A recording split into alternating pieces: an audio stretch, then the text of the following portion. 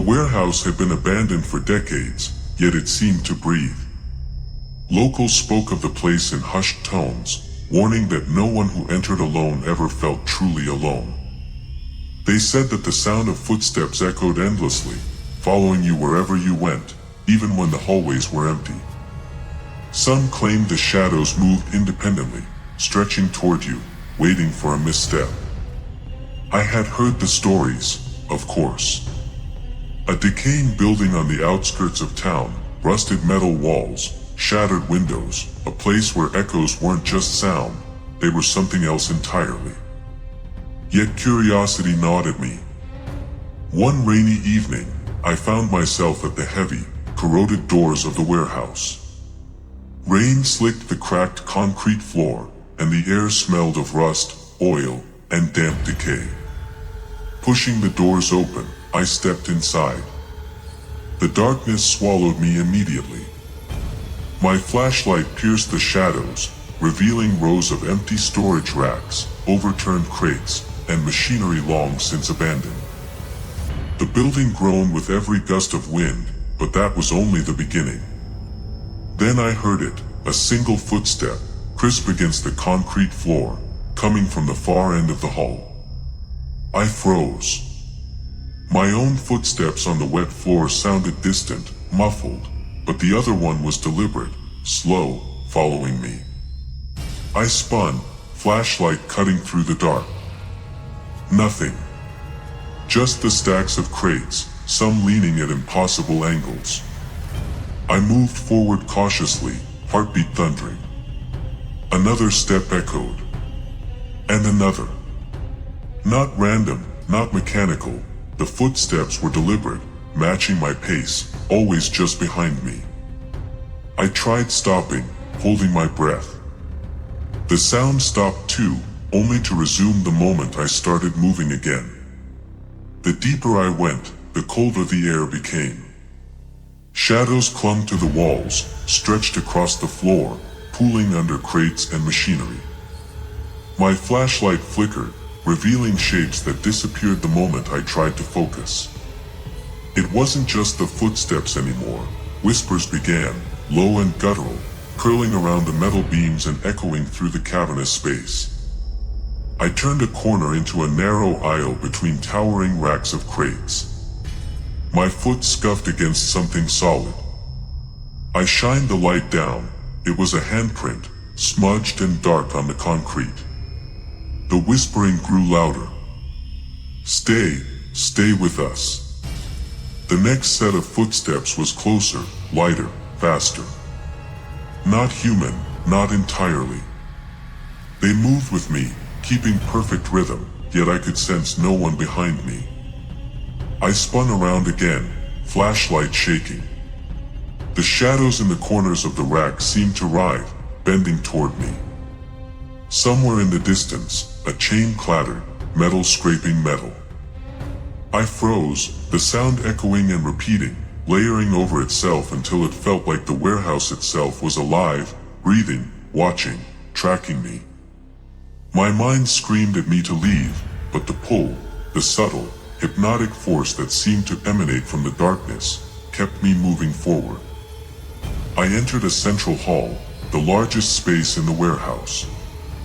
The ceiling was high, beams spanning overhead, some collapsed, debris littering the floor. A faint light glowed at the far end, though the power had long been cut. My footsteps echoed loudly now, yet the others continued, mimicking me perfectly. Each echo was slightly off, stretching, dragging, twisting the sound in impossible ways. A sudden noise made me jump. A crate fell over somewhere behind me, toppling with a deafening crash. I spun. Nothing visible, yet I could feel it, presence, watching, circling. The shadows at the edges of the hall moved in sync with the lights flickering above, forming shapes almost human, but distorted. I took another step. The floorboards groaned. And then I heard a whisper right behind my ear, "You're not alone." I bolted down an aisle, crates towering on both sides. My flashlight flickered violently. Figures appeared in the darkness, glimpses of people, faces pale and hollow, staring, frozen in mid-step. They didn't move fully, yet their presence pressed on me, heavy, undeniable. Every time I looked directly, they vanished, but the footsteps remained. The warehouse seemed endless now. Hallways looped in impossible ways, crates repeating, machinery appearing where none had been. The footsteps followed relentlessly. Faster. Slower. Matching me, taunting me, mocking me. The air grew colder, my breath visible, trembling in the beam of my flashlight. I found a doorway leading to an office space. Inside, broken chairs, shattered desks, and scattered papers. My flashlight landed on a small note pinned to a corkboard. Faded, barely legible, the steps never stop. They watch. They wait. A sudden metallic screech echoed through the hall behind me. I spun. Shadows darted along the walls, stretching, moving impossibly. The footsteps multiplied, now several sets, circling me, converging, layering over each other. I pressed myself against the wall, trying to make sense of it. But there was no logic here. Only the warehouse, the darkness, and the relentless, echoing steps that would not cease. I realized then, the stories were true. The building wasn't abandoned, not really. Something remained. Something patient. Something that followed, that remembered, that waited for intruders. And I had entered its domain. I forced myself deeper into the warehouse, flashlight beam cutting through the thick darkness. Each step echoed unnaturally, bouncing off the metal walls, yet the other footsteps followed in perfect rhythm, sometimes faster, sometimes slower, always just behind me. The sound had grown sinister now, no longer just mimicry, it was deliberate, taunting, like something alive. The central hall opened up into a larger space, rows of towering crates stacked impossibly high. Shadows clung to the corners, shifting and stretching with every flicker of my flashlight. Some of them resembled people, frozen mid-step, faces pale and hollow, but they weren't quite human. Each time I focused on one, it would dissolve, only to reappear elsewhere, closer, circling, watching. I approached a row of crates labeled with faded stencils, tools, machinery, supplies. Something rattled inside, though the warehouse had been abandoned for years. I hesitated, my pulse hammering. Another footstep echoed, then another, faster, circling me now from all directions. I swung the flashlight toward the sound. Nothing. The crates were empty, or at least appeared so, but the rattling continued. I tried to convince myself it was the wind, the shifting metal, my imagination. But the air had grown colder, thick with tension, as though the building itself was aware of my presence. I could feel eyes, hundreds of them, pressing in from every dark corner. The shadows seemed to twitch in rhythm with the footsteps, coiling and stretching like living tendrils. A sudden clatter made me jump.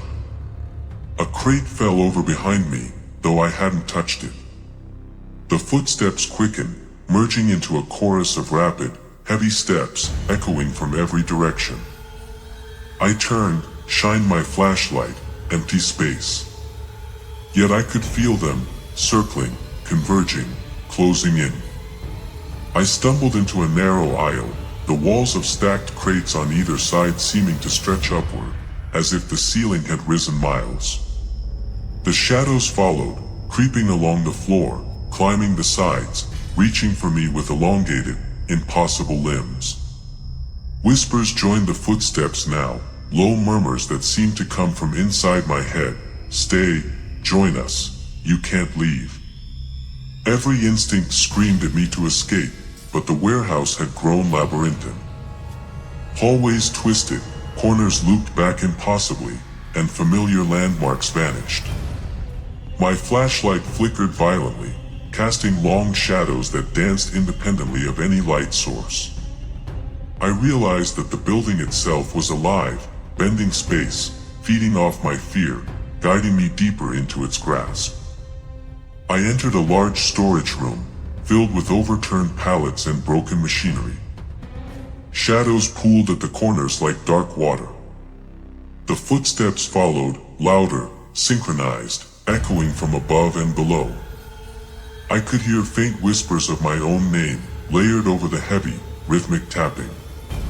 Then I saw them. Figures, tall, gaunt, faceless, emerging from the corners, moving slowly but deliberately. They didn't walk in the usual sense. They glided, shadows trailing behind them, each step perfectly echoing my own. They reached toward me, hands stretched, pale fingers curling, yet when I shined the flashlight, they blurred, impossible to focus on fully. I ran down a narrow corridor, the echoes of my footsteps and theirs merging into a maddening rhythm. Crates tipped over on their own, metal beams groaned, dust fell from the ceiling. The shadows twisted and merged, forming human shapes, then dissolving back into darkness. The whispers escalated into a chorus. You can't leave. Stay.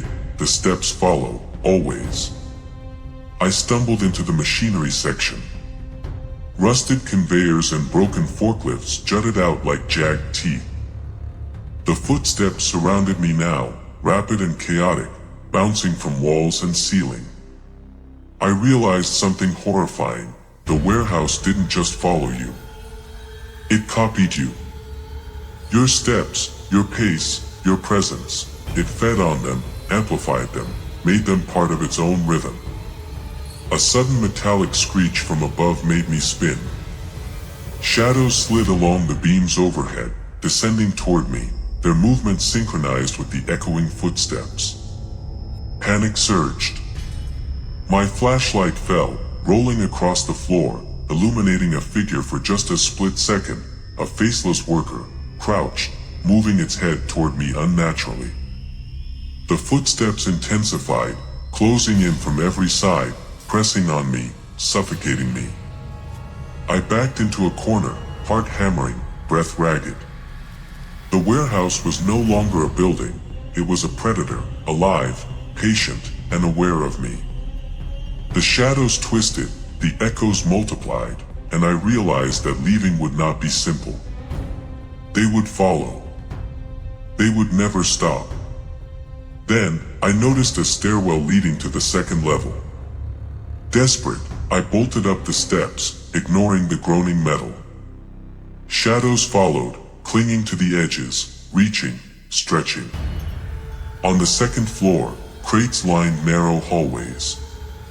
Every echo of my movement was mirrored by the unseen footsteps behind me.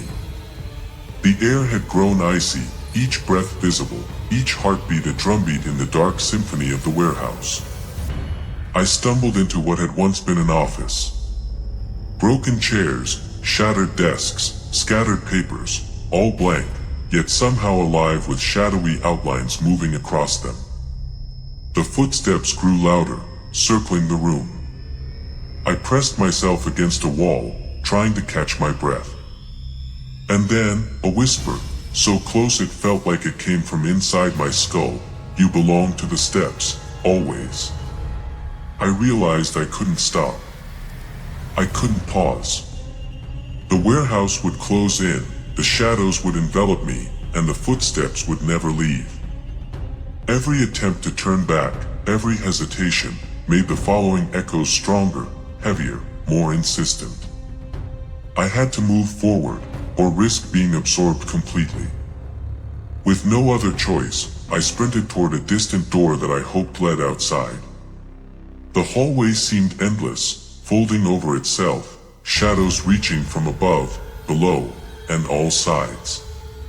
The echoes of my own steps multiplied, becoming a deafening drumbeat, syncing with the heartbeat of the warehouse itself. The door ahead loomed like a promise. I could see faint light spilling from the cracks, a glimmer of the outside world. Relief surged, but the warehouse had other plans. The footsteps multiplied, louder than ever, echoing from all directions.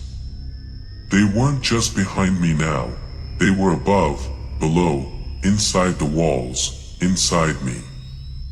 Every nerve screamed to stop, to turn, but I couldn't. I bolted toward the exit, dodging toppled crates and jagged metal. Shadows twisted, reaching for me, writhing, forming grotesque hands that tried to pull me back. The echoing steps intensified, matching my every movement, mirroring my panic. It was no longer just a sound, it was a presence, stalking me, claiming me, imprinting my own motion into the heartbeat of the building. I stumbled, scraping my hands on rusted metal, and the footsteps surged closer, almost triumphant. I pressed myself against a wall, trying to disappear, but the shadows leaned in, whispering in voices layered with countless others. You can't leave. You belong. Stay. The exit was just ahead, but the hallway stretched impossibly, lengthening as if the warehouse itself were trying to trap me. I lunged forward, ignoring the pain in my limbs. Behind me, the chorus of steps was relentless, echoing through the structure, bouncing off walls, piling upon itself. I reached the door, wrenching it open, and a gust of cold night air hit me.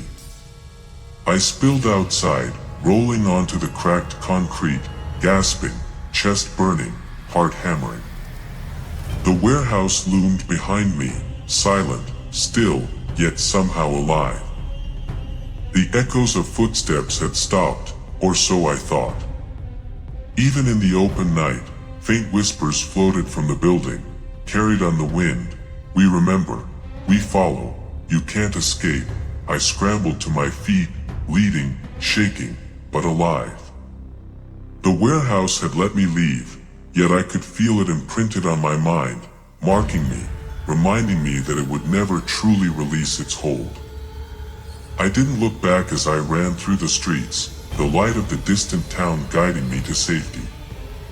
Yet every shadow in my peripheral vision seemed to twitch, every distant footstep on pavement echoed unnervingly, and in the corners of my mind, I could still hear it, the relentless, rhythmic sound of footsteps following, always following. Days later, I returned to the area during the daylight, trying to convince myself that it had been imagination. The warehouse sat abandoned, lifeless, rusted and silent. No sounds, no shadows, no footsteps. Only the decaying structure. Yet at night, when the world was quiet, when curiosity stirred even the faintest itch, I could hear them. Faint at first, but unmistakable. Footsteps, pacing, following, always following. I realized then that the warehouse doesn't just exist, it waits. It watches. It chooses. Anyone daring to enter, anyone curious enough to cross its threshold, becomes part of its rhythm. The footsteps aren't just echoes, they are invitations, warnings, and chains all at once. And now, writing this, I can still feel it. The shadows stretching, the footsteps echoing in empty corridors of my mind. The warehouse has claimed a part of me. And I know, deep down, that one day I, or someone else, will hear them again. The steps will start, soft at first, following, circling, relentless. And the warehouse will wait, patient, eternal. So if you ever pass an abandoned warehouse, especially one rumored to echo with phantom footsteps, and you feel something behind you, something that isn't yours, don't look back. Don't linger. And whatever you do, don't step inside. Because once the footsteps claim you, you may never truly leave. If this story gave you chills, like, share, and subscribe for more haunted locations, abandoned buildings, and terrifying tales where footsteps never stop, shadows never fade, and some places never forget.